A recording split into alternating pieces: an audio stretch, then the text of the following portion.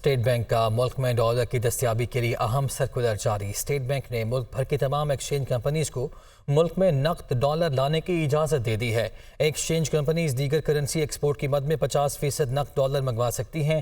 Circular میں کہا گیا ہے کہ ایکسچینج کمپنیز 31 دسمبر 2023 تک نقد ڈالر منگوا سکتی ہیں۔ ایکسچینج کمپنیز کا ڈالر امپورٹ کرنا انٹر بینک اور اوپن مارکیٹ میں ڈالر کے فرق کو کم کرے گا۔ ای کیپ کے جنرل سیکرٹری کہتے ہیں کہ اسٹیٹ بینک کا ایکسچینج کمپنیز کو نقد ڈالر امپورٹ کرنے کا سرکولر ڈالر کی قلت کو دور کر دے گا۔ ظفر پراچہ کی جانب سے یہ بھی کہا گیا کہ اسٹیٹ بینک کا ڈالر امپورٹ کرنے کا فیصلہ خوش آئند ہے۔ اور اب عوام کے لیے بری خبر یہ ہے کہ بجلی کی قیمتوں میں اضافہ کر دیا گیا۔ وفاقی حکومت کی درخواست پر نیپرا نے محفوظ فیصلہ جاری کر دیا ہے۔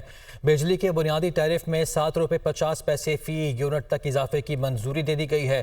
بجلی کی قیمتوں میں اضافے کا نوٹیفیکیشن بھی جاری۔ اطلاق 1 جولائی سے ہوگا۔ 100 والے گھریلو صارفین کے لیے بجلی 3 روپے فی یونٹ مہنگی کی گئی ہے۔ 101 سے 200 یونٹ والے صارفین کے لیے بجلی 4 روپے فی یونٹ مہنگی ہوئی ہے، جبکہ 201 سے 300 یونٹ تک 5 روپے فی یونٹ کا اضافہ ہوا ہے اور 300 سے زائد یونٹ والے صارفین کے لیے 6 روپے 50 پیسے تک فی یونٹ کا اضافہ ہو گیا ہے۔ اسی طرح تسلسل کی بات کی جائے تو 400 سے 700 یونٹ والے صارفین کے لیے بجلی 7 روپے 50 پیسے فی یونٹ مہنگی کر دی گئی ہے۔ اس کے ساتھ ساتھ آپ کو یہ بھی بتاتے چلیں کہ لائف لائن صارفین بجلی کی قیمتوں میں اضافے سے مستثنی ہوں گے۔ ماہانہ 200 یونٹ تک پروٹیکٹڈ صارفین کے لیے بھی قیمت میں اضافہ نہیں ہوگا۔ تو اوورآل عوام کے لیے یہ بری خبر ہے کیونکہ بجلی کی قیمتوں میں اضافہ ہو گیا ہے۔ وفاقی حکومت کی درخواست پر نیپرا نے محفوظ فیصلہ جاری کر دیا ہے۔ بجلی کے بنیادی ٹیرف میں 7 روپے 50 پیسے فی یونٹ تک اضافے کی منظوری دے دی گئی ہے اور اس اضافے کا نوٹیفیکیشن بھی جاری کر دیا گیا اور اطلاق 1 جولائی سے ہوگا۔ آگے بڑھتے ہیں۔ الیکشن اصلاحات سے متعلق الیکشن ایکٹ 2023 کے بل کا مسودہ سامنے آ گیا۔ نئی ترمیم میں نگران حکومت کو اضافی اختیارات حاصل ہوں گے۔ ملکی معیشت کی بہتر مفاد سے متعلق ضروری فیصلے کرنے کا اختیار بھی حاصل ہوگا۔ الیکشن ایکٹ 2023 کے بل کے مسودے کے اہم نکات سامنے آ گئے۔ پارلیمنٹ کے مشترکہ اجلاس میں 54 ترامیم کے ساتھ بل پیش کیا جائے گا۔ نگران حکومت کو اضافی اختیارات حاصل ہوں گے۔ نگران حکومت کو ملکی معیشت کے بہتر مفاد میں ضروری فیصلے کرنے کا اختیار بھی ہوگا۔ الیکشن ایکٹ کی سب کلاز 2A میں ترمیم بل میں شامل کی گئی ہے، جس کے تحت نگران حکومت ایسے اقدامات کرنے کی بھی مجاز ہوگی جو بین الاقوامی اداروں اور غیر ملکی حکومتوں کے ساتھ معاہدے سے متعلق ہو۔ ترمیم کے مطابق پریزائڈنگ افسر نتیجے کی فوری تصویر بنا کر الیکشن کمیشن اور ریٹرننگ آفیسر کو بھیجنے کا پابند ہوگا۔ انٹرنیٹ کی سہولت نہ ہونے کی صورت میں پریزائڈنگ آفیسر اصل نتیجہ فزیکلی پہنچانے اور الیکشن کی رات 2 بجے تک نتائج دینے کا پابند ہوگا۔ امیدوار کو 60 روز میں قومی اسمبلی یا سینٹ کی نشست پر حلف لینے کا پابند بنایا جائے گا۔ حلف نہ لینے کی صورت میں سیٹ خالی تصور کی جائے گی۔ حتمی نتائج کے 3 روز میں سیاسی جماعتیں مخصوص نشستوں کی حتمی ترجیحی فہرست فراہم کریں گی۔ قومی اسمبلی کی نشست کے لیے 40 لاکھ سے 1 کروڑ، جبکہ صوبائی نشست کے لیے انتخابی مہم پر 20 سے 40 لاکھ خرچ کیے جا سکیں گے۔ انٹرا پارٹی انتخابات نہ کروانے کی صورت میں پارٹی کو 2 لاکھ جرمانہ ہوگا۔ وفاقی وزیر قانون اعظم نذیر تارڑ کہتے ہیں کہ 2017 کے الیکشن ایکٹ میں سیاسی جماعتوں کو بہت اختلافات تھے۔ ہم نے کچھ نہیں چھپایا بلکہ ترامیم کے متعلق سب کو بتایا گیا ہے۔ یہ بھی کہا کہ وقت کے ساتھ ساتھ قانون میں ترمیم کرنا پڑتی ہے۔ وہ پارلیمنٹ کے مشترکہ اجلاس میں اظہار خیال کر رہے تھے۔ 2018 کے الیکشنز پہ سیاسی جماعتوں کو بہت سے اعتراضات ہوئے اور اس میں جو شفافیت تھی پروسیجرز کی، اس کی کمی محسوس کی گئی۔ حالانکہ 2017 کا الیکشن ایکٹ بڑی ارکریزی کے بعد تیار کیا گیا اور میرے بہت سارے سینئرز اس ایوان میں موجود ہیں جو اس کمیٹی کا حصہ تھے۔ ریکارڈ سے پتہ چلتا ہے کہ بے تحاشا میٹنگز کے بعد ایک کمیٹی تشکیل پائی تھی جنہوں نے یہ تجاویز لائے اور سارے لاز کو یکجا کر کے ایک الیکشن ایکٹ 2017 بنا دیا گیا اور اس پہ 0 ڈیسنٹ تھی۔ سب نے اس کی حمایت کی۔ اب قانون میں سر وقت کے ساتھ ساتھ کچھ ترامیم کرنا پڑتی ہیں۔ پریزائڈنگ آفیسر سر رزلٹ روک لیتے تھے، پولنگ ایجنٹ کو رزلٹ نہیں ملتے۔ یہ عام شکایت ہے جس کی وجہ سے الیکشن کی شفافیت پہ انگلیاں اٹھتی۔ کمیٹی نے تجویز کیا ہے کہ پریزائڈنگ آفیسر جب رزلٹ ٹیبولیٹ کر لیں گے تو وہ فارم 45 کی فوٹو بنا کے سنیپ شاٹ جو ہے وہ ٹرانسمٹ کریں گے الیکشن کمیشن اور ریٹرننگ آفیسر کو، اور پولنگ ایجنٹس کو دستخط شدہ کاپی دیں گے۔ جو کہ نہیں دیں گے تو اس کے خلاف پروسیڈنگز ہو سکتی ہیں۔ پی ڈی ایم حکومت کی جانب سے الیکشن میں 54 ترامیم پیش کرنے کے بعد پی ٹی آئی اراکین نے اسے زبردست تنقید کا نشانہ بنایا۔ جواب میں خواجہ آصف نے بھی انہیں آڑے ہاتھوں لے لیا۔ خواتین کے احتجاج کے بعد اسپیکر نے متعدد الفاظ حذف کر دیے۔ تفصیل کے لیے رپورٹ۔ بات کرتے ہوئے جو ہے جس کا ایک ماضی بھی ہو، ایک کانٹیکسٹ بھی ہو، تھوڑی سی شرم، تھوڑی سی حیا کرنی چاہیے۔ پارلیمنٹ کے مشترکہ اجلاس میں پی ڈی ایم حکومت کی جانب سے الیکشن میں 54 ترامیم پیش کی گئیں تو پی ٹی آئی کے اراکین کی جانب سے اسے ہدف تنقید بنایا گیا، جس کے جواب میں خواجہ آصف نے انہیں آڑے ہاتھوں لیا۔ خواجہ آصف نے کہا کہ جو خواتین ورکرز کے پیچھے چھپتا ہے اس کی کیا بہادری ہوگی۔ یہ باقیات ہے، کھنڈرات ہیں، ان کے گاربیج رہ گیا ہوا ہے ان کا یہاں پہ which has to be cleaned۔ آج اس کو عدالتوں میں پیش ہونے کی جرت نہیں ہے، اپنے ورکروں کو قید کروا کے خود چوہے کی طرح چھپتا پھرتا ہے۔ جواب میں پی ٹی آئی کی سینیٹر زرگا سہروردی نے کہا کہ اپنی عزت اپنے ہاتھ میں ہوتی ہے، زبان ہمارے منہ میں بھی ہے لیکن ہماری تربیت اس کی اجازت نہیں دیتی۔ اپنی عزت اپنے ہاتھ میں ہوتی ہے، ایسی باتیں نہ کہیں، ہمارے منہ میں بھی زبان ہے، صرف ہماری تربیت ایسی نہیں ہے، ہم معاف کرتے ہیں آپ کو، لیکن اپنے کردار کو امپروو کیجئے۔ خواجہ آصف کی تقریر کے دوران پی ٹی آئی کی خواتین بار بار احتجاج کرتی رہیں۔ اسپیکر راجہ پرویز اشرف نے وفاقی وزیر کی تقریر سے چند الفاظ حذف کر دیے۔ اور سابق اسپیکر قومی اسمبلی اور نون لیگ کے رہنما ایاز صادق کہتے ہیں کہ اسمبلی میں جلاؤ گھیراؤ کرنے کی باتیں کرنے والے اسی اسمبلی میں آ کر بیٹھ گئے، کبھی کہتے ہیں استعفے دینے، کبھی کہتے ہیں اسمبلی میں جانا ہے۔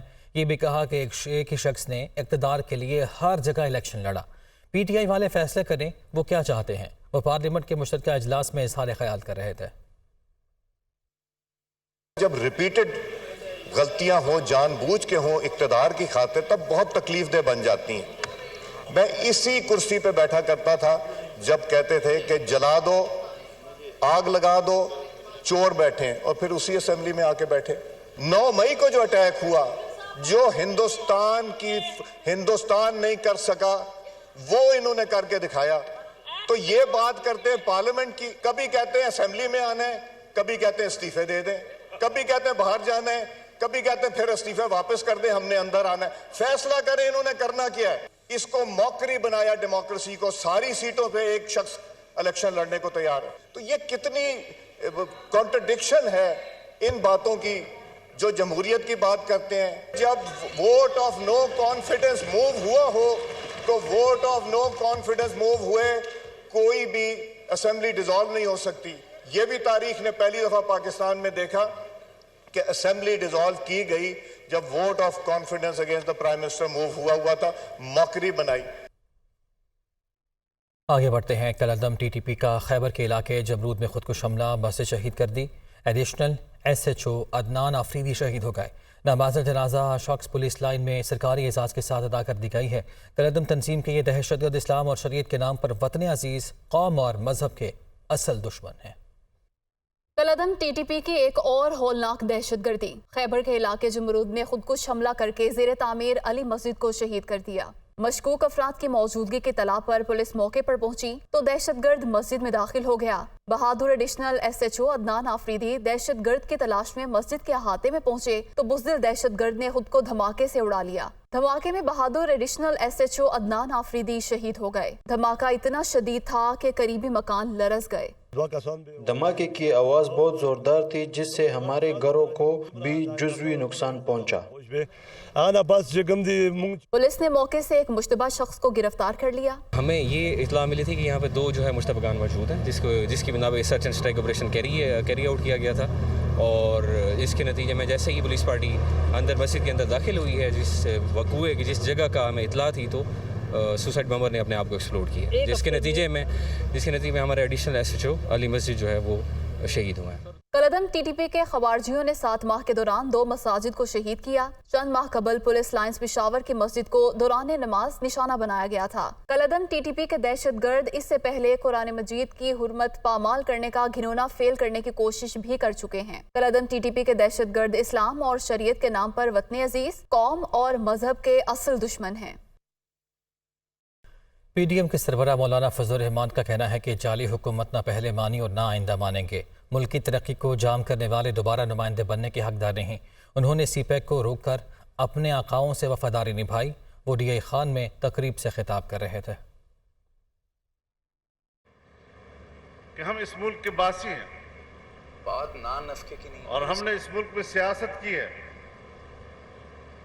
اور بڑی غیرت کی سیاست کی ہے،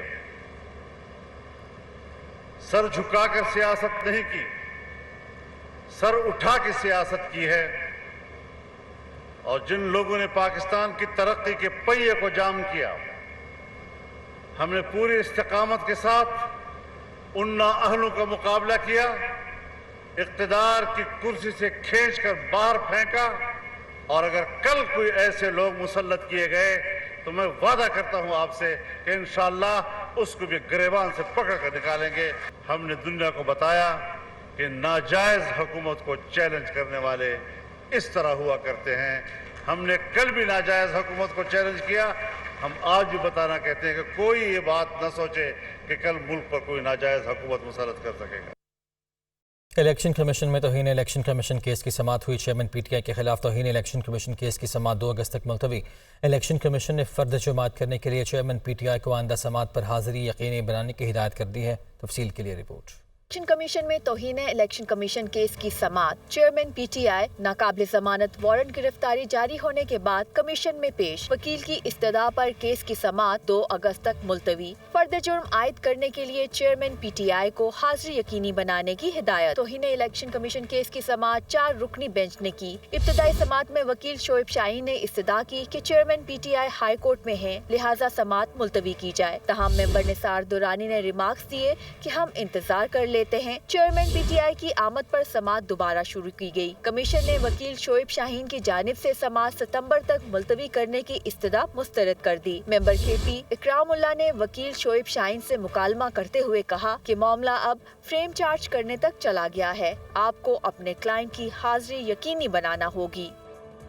توشک خانہ فوجداری کارروائی کیس میں گواہوں پر جرح مکمل کر لی گئی۔ اسلام آباد کی مقامی عدالت آج جمعے کو ضابطہ فوجداری کے دفعہ 342 کے تحت چیئرمین پی ٹی آئی کا بیان قلم بند کرے گی۔ تفصیل کے لیے رپورٹ۔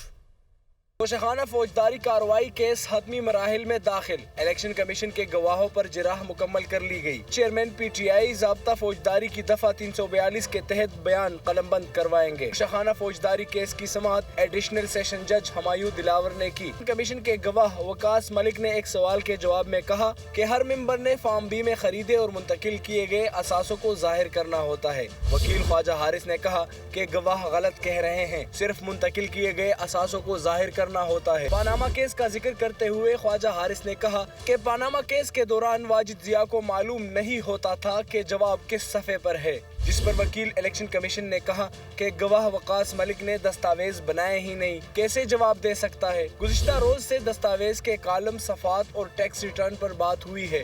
عدالت نے کہا کہ اگر سب کچھ پوچھنے کی اجازت دے دی جائے تو جرح بڑھتی جائے گی۔ گواہ وقاص ملک نے کہا کہ ٹیکس ریٹرن میں تحائف کی رقم کو ظاہر کیا گیا یہ یاد نہیں، میری شکایات فارم بی کی حد تک ہے۔ دوسرے گواہ ڈپٹی ڈائریکٹر کانفیڈینشیل مصدق انور پر بھی جرح مکمل کر لی گئی۔ عدالت سماعت اے ٹی سی گجرانوالہ نے وفاقی وزیر داخلہ رانا ثناءاللہ کو گجرات میں درج مقدمے میں بری کر دیا۔ میڈیا سے گفتگو کرتے ہوئے رانا ثناءاللہ نے کہا کہ اگر نگران وزیر اعظم کا بھی کوئی فیصلہ نہیں ہوا، اسحاق ڈار نے ملک کو ڈیفالٹ کے خطرے سے بچایا۔ بجلی مہنگی ہونا ہمارا نہیں بلکہ IMF کا تحفہ ہے۔ جو بجلی مہنگی ہوئی ہے یہ اسحاق ڈار کا یا PMLN کا تحفہ نہیں ہے، یہ IMF کا تحفہ ہے۔ انہوں نے ملک کو جو ہے وہ ڈیفالٹ سے بچایا ہے۔ ہمیں کوئی ایسی جلدی یا کوئی ایسی بات نہیں ہے کہ ہم نے جو ہے وہ ڈار صاحب کو یا کسی اور کو ضرور بنانا ہے۔ جو قومی اتفاق رائے ہوگا اس کے مطابق جس سیگمنٹ آف سوسائٹی سے فیصلہ ہوگا اس سے جو ہے وہ وزیر اعظم بنے گا۔ لیکن یہ تجاویز زیر غور ضرور ہیں، ان کے اوپر ڈسکشن ہو رہی ہے اور یہ ڈسکشن ہونی چاہیے۔ اوئے توئے کی سیاست کی، ایک دوسرے کو جو ہے وہ انسلٹ کرنے کی جو ہے وہ سیاست کی، اور اسی سیاست کی جو ہے وہ انتہا جب 9 مئی کو پہنچی تو اس کے بعد جو ہے وہ خود اس کی جو ہے وہ نظر ہو گئے۔ ہم یہ بات، ہمارا یہ دعویٰ ہے کہ پاکستان جب بھی بحران کا شکار ہوا ہے، وہ 99 ہو، وہ 2013 ہو، وہ لوڈ شیڈنگ کا بحران ہو، وہ دہشت گردی کا بحران ہو، جب بھی پاکستان کے عوام نے پاکستان مسلم لیگ نون پہ اور میاں نواز شریف کی قیادت پہ اعتماد کیا ہے، ہم نے ملک کو جو ہے وہ بحران سے نکالا ہے۔ کراچی میں دن بھر بادلوں کا راج رہا، کبھی گرجے کبھی برسے، سڑکیں تالاب بن گئیں اور سفر شہریوں کے لیے عذاب بن گیا۔ موسم کا حال بتانے والے کہتے ہیں کہ یہ بادل شہر میں وقفے سے برستے رہیں گے۔ کراچی سے رپورٹ کر رہی ہیں رتابہ عروس۔ شہر قائد میں بادلوں کے ڈیرے، شہر میں مختلف مقامات پر بارش کے بعد شہر کا موسم خوشگوار ہو گیا۔ کراچی کے مختلف علاقوں میں کہیں ہلکی اور کہیں تیز بارش وقفے سے جاری رہی۔ بارش کے بعد سڑکیں تالاب کا منظر پیش کرنے لگیں، جس کے باعث شہریوں کو سفر میں مشکلات کا سامنا رہا۔ محکمہ موسمیات کے مطابق شہر میں سب سے زیادہ بارش گلشن حدید میں 23 ملی میٹر، سرجانی ٹاؤن میں 14.5، گڈاب میں 12.5 اور اورنگی ٹاؤن میں 12 ملی میٹر ریکارڈ کی گئی۔ مونسون بارشوں کا یہ سلسلہ کراچی میں 27 جولائی تک وقفے سے جاری رہنے کا امکان ہے۔ کراچی میں چھوٹے بڑے نالوں میں کچرے کے ڈھیر برسات میں نکاسی آپ کے مسائل کے سبب بن رہے ہیں۔ میئر کراچی کہتے ہیں کہ شہر کی بہتری کے لیے ہر ممکن اقدامات کیے جا رہے ہیں۔ جماعت اسلامی کو بھی شہر کے لیے مثبت کردار ادا کرنا چاہیے۔ علی مہدی کی رپورٹ۔ کراچی میں تھوڑی سی برسات نکاسی آپ کے مسائل سے شہری پریشان۔ North Nazimabad, north Karachi, federal B area سمیت دیگر علاقوں میں گٹر اور نالے ابلنے سے سڑکوں، رہائشی علاقوں اور دیگر مقامات پر گندا پانی جمع ہو گیا۔ متعدد نالوں کی حفاظتی دیواریں نہ ہونے سے حادثات کا بھی خطرہ ہے۔ شہر میں برسات کے باعث کچرا ٹھکانے لگانے سمیت صفائی کے امور پر بھی توجہ نہیں دی جا رہی ہے۔ جگہ جگہ کچرے کے ڈھیر برسات میں بھیگنے کے باعث تعفن اور بیماری پھیلنے کا سبب بن رہے ہیں۔ محکمہ موسمیات نے ملک کے بیشتر حصوں میں مزید مانسون بارشوں کی پیشگوئی کر دی ہے۔ بارشوں کا سلسلہ 30 جولائی تک وقفے سے جاری رہے گا۔ شدید بارشوں سے نشیبی علاقے زیر آب آنے اور پہاڑی علاقوں میں لینڈ سلائڈنگ کا خدشہ ہے۔ فاضل علی کی رپورٹ۔